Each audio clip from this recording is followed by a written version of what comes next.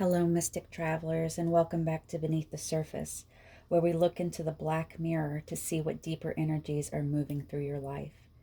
Take a deep breath, and let's see what's stirring below. Today's black mirror image was extremely powerful, okay? It was a mirror, so a mirror in the mirror, and the mirror cracked. And then I saw between the mirrors, one mirror,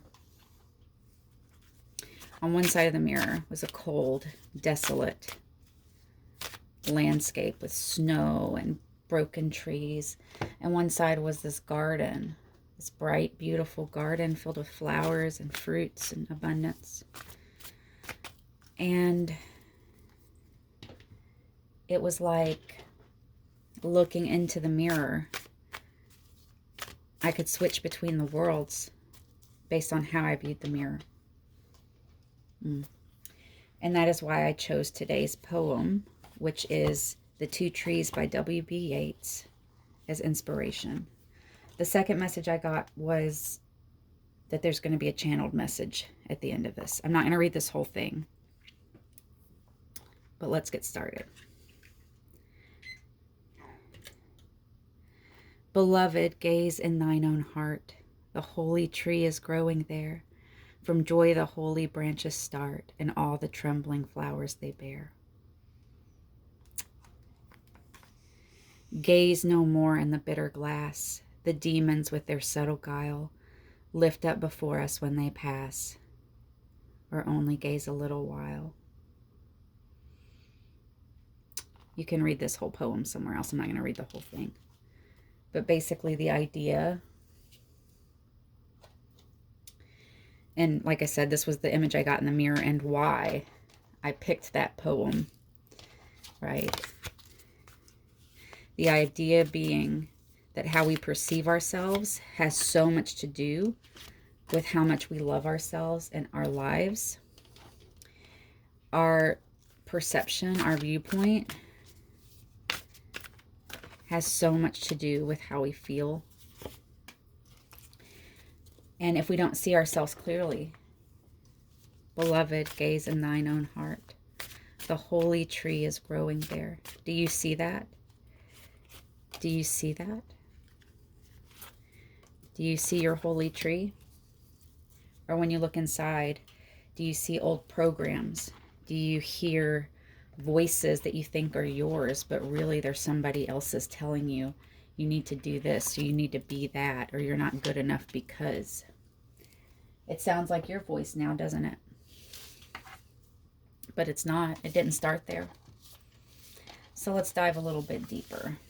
Let me just pull all this up.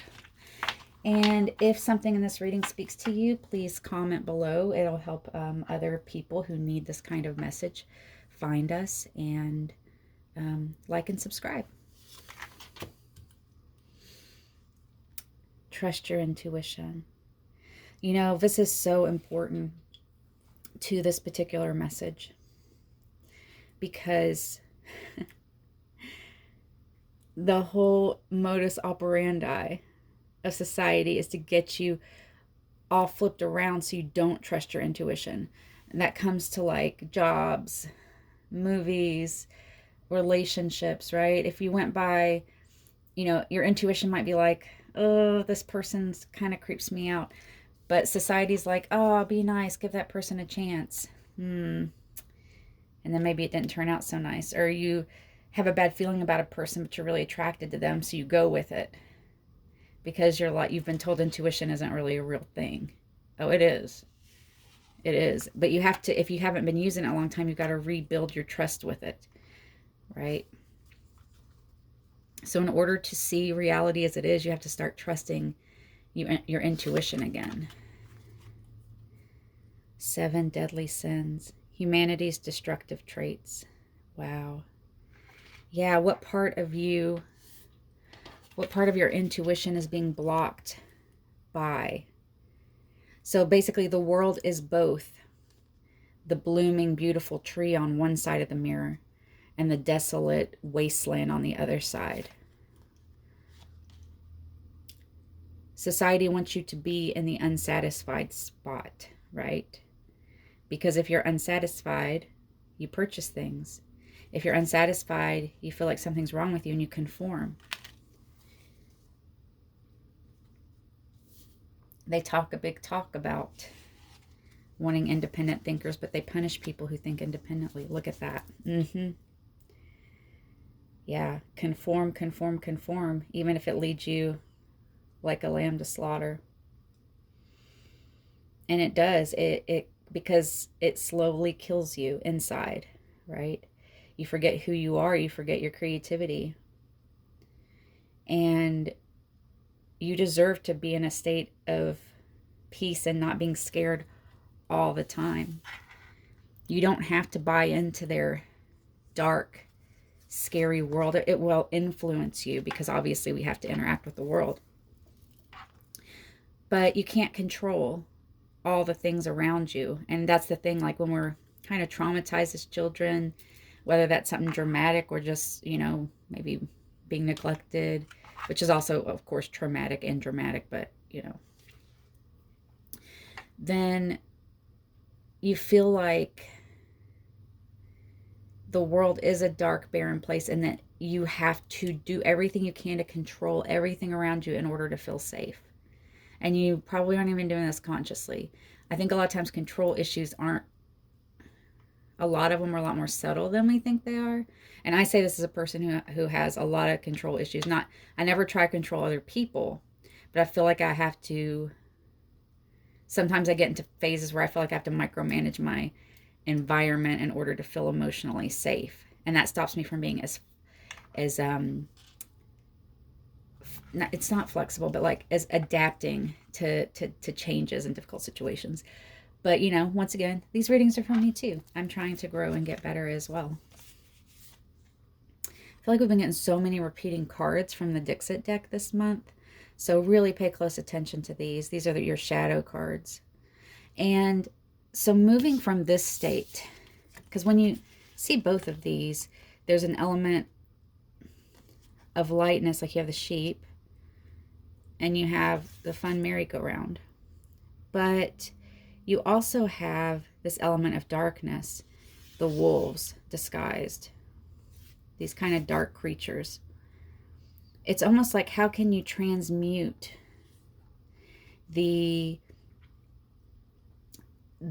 kind of situation where you feel like you're in survival mode, that you're surrounded by imposed darkness, into taking and transmuting that into an inner world where you can have fun despite that. You can integrate all the parts of yourself so that you can still enjoy your life and have peace inside. It's not about ignoring the half of the mirror, through the looking glass, the part that is the barren wasteland, but it's looking at it honestly and accepting it just like it is, and then changing your attitude in your life accordingly. If you don't accept it, then that means you're in denial about it, right? Gratitude. A lot of these cards have come up so much recently. I feel like the collective is just feeling this shift from like consumption to creation, and from greed to gratitude, right? So gratitude, and to me I know it's a moon, but it kind of reminds me once again of like a mirror, right? The moon is sort of a mirror because the sun reflects onto the moon. The light on the moon is just the sun reflected off the moon. So feel gratitude for your opportunities. Feel gratitude for yourself. You are magnificent and beautiful, and you do not have to buy in to the way that other people or society says that you have to. Now, I'm getting another message about the 7 deadly sins, which is that don't overestimate your self-care in the sense of like, oh, I'm indulging. Like sometimes I'll find myself, I'm like, oh my God, I went crazy and bought some nail polish. And my sister's like, you went crazy and bought some nail polish. Like, listen to what you're saying. So we'll like equate stuff that we do like it's so much worse than it is. Like, there's nothing wrong with me spending $5 on nail polish. Like, why am I sitting here putting myself through the ringer about it? Because society tries to make regular people feel guilty about taking care of themselves. This is all while some people have 12 jets, but they're going to make you feel bad for having a cup of coffee, right? So make sure, and that's where like looking in the mirror honestly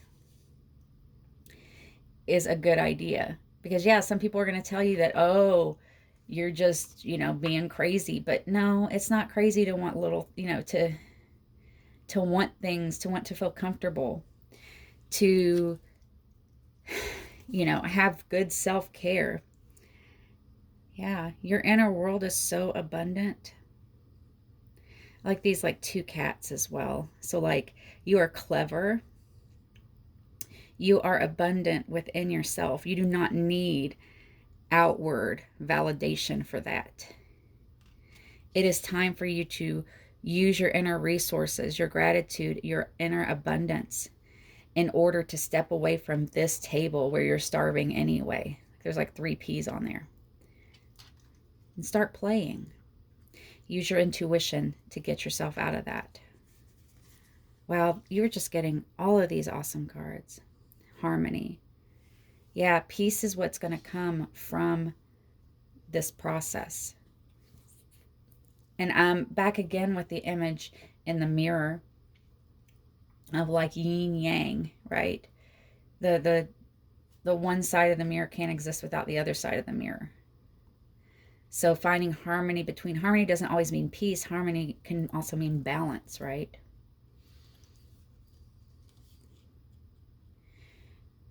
Trust your intuition. So there's this Sufi text, and I can't remember, maybe it was Nasruddin, but basically it says something along the lines of, it's not that you just let go and expect everything to fall into place. It's that you let go and trust that your intuition will be guided by a higher power, aka your higher self, your subconscious, God, the universal consciousness. So it's not just say like, oh, I'm going to let go and not do anything and everything's going to fall in my lap. You let go and then you listen to your intuition. Your intuition will guide you where you need to be. This leads to the love of your life. And guess what? The love of your life is you. And when you finally meet yourself as the love of your life, that will open you up for a higher vibration love, if that's what you want. I know so many people who go through this process and they might have to end a relationship, or they might change job, like really big dramatic changes in their lives. And they're like, well, I'm just raising my vibration and then the right person's going to come along and I'm going to, fall in love and we'll do whatever. But they'll find when they get to this stage of loving themselves so much, they're like, I have everything I need. I don't need to find the love of my life because I already did. It's me. And they feel such peace and love for their own self that overflows into others, that they're happiest focusing on that and then letting all the abundance overflow, right? And what I've also seen is that a lot of times when people get to that state, then their vibration is so high it draws in such a high vibration partner, one that they could have never imagined. And if they hadn't done that healing and self-love, they would have still been, compromising or trying to negotiate in more toxic or low vibrational relationships. Because if you're there's like talking things out and compromising, but if you're like full on negotiating in a relationship, you need to rethink that relationship, right? So that means communication isn't necessarily where it needs to be.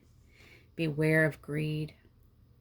And I would say this goes back to what I was saying earlier about the illusion of the world that they have painted, is that you are greedy or selfish for this. You are greedy and selfish for taking care of yourself. You're greedy and selfish if you have abundance and you don't And that means like internal abundance, and you don't give it all away. I don't think this means beware of your own greed. I think this means beware of external ideas about greed, because the whole idea is to make you feel guilty and greedy for, and so that you'll accept the bare minimum emotionally, financially, spiritually.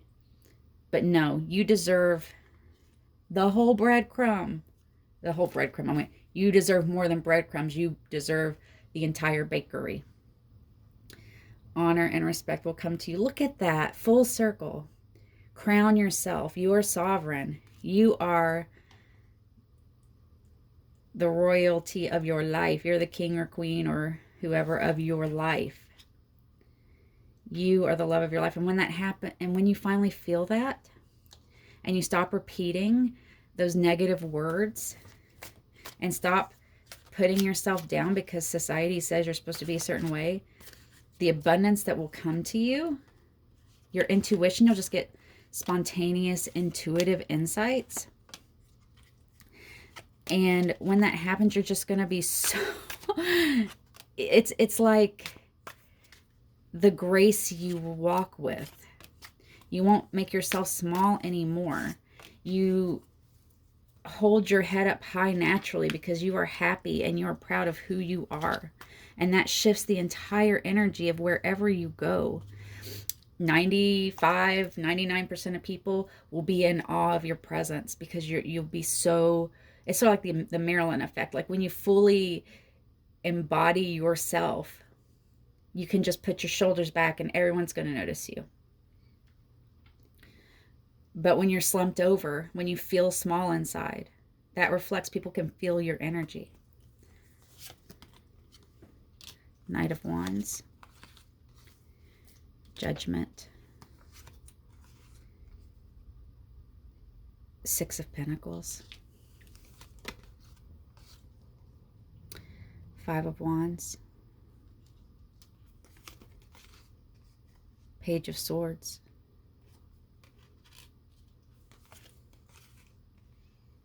Temperance. Getting the idea of the yin yang again. The Star. Yes. The Chariot. And the Eight of Pentacles. Now time for your channeled message, beloveds.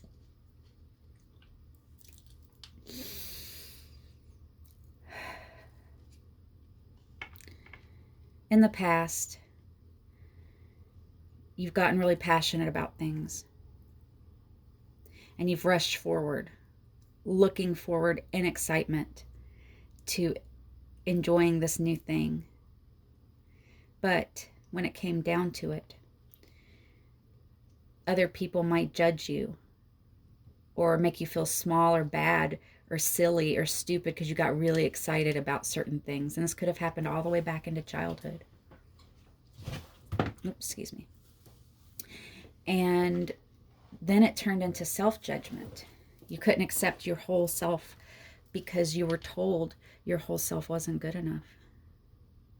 So you started to judge yourself and stop yourself before you were able to have the fun you deserve to have, or to live in the authenticity you deserve to live in. And this put you in a situation, you accepted their judgment, to where you always felt like you were running uphill against this wave, but you don't understand it because this is what you see as normal, but you know it feels wrong. It feels wrong that you keep pouring into the very thing that's breaking your foundation. It feels like it should be more reciprocal, doesn't it?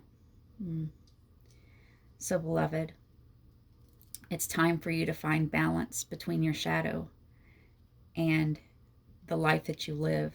And that's going to shatter many illusions for you.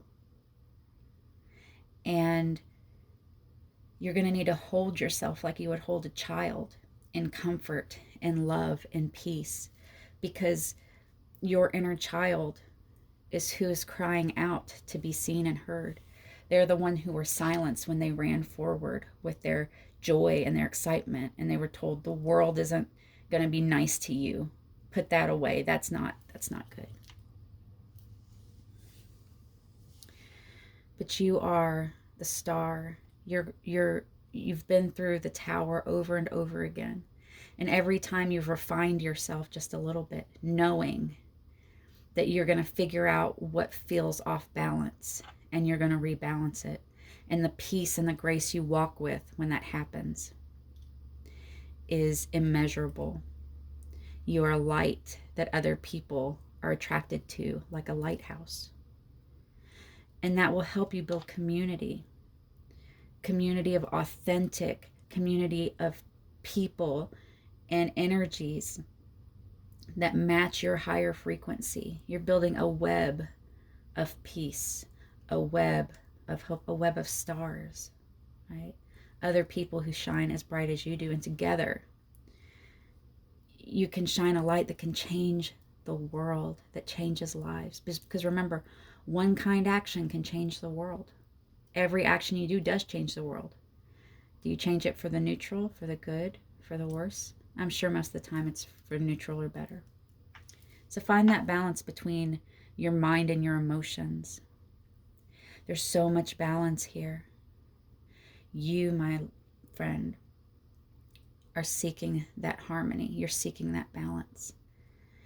And the moment it comes and you start speaking kindly to yourself, you will find that if you do that enough and you keep repeating it, your heart is going to crack open with such love for yourself, such love that will overflow into others. And one last thing, beloved, how much of the love that you feel is true, deep love, and how much of it is actually love based in fear, a love based in fear of loss, a love based in fear of loneliness, a love based in fear of repeating trauma. Sometimes our traumas cause us to mistake love for other things. And you are being called to find the essence of true, deep love. And it starts with falling in love with yourself. I'm so proud of you. Thank you for being here, beloved. Let these insights settle for you and tell me what you found beneath the surface. I'll see you next week.